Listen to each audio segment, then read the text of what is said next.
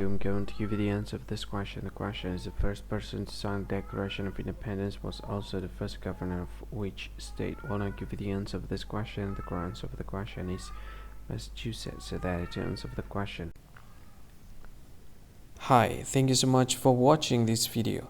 If you find this video is very useful, you can help this channel to grow by subscribing this channel. Please this subscribe button and don't forget to like this video. And if you find this video is not really good, or you don't really like this video, or you kind of feel that it's a little bit offensive or something like that, you can click this one, dislike button. You can do that anyway.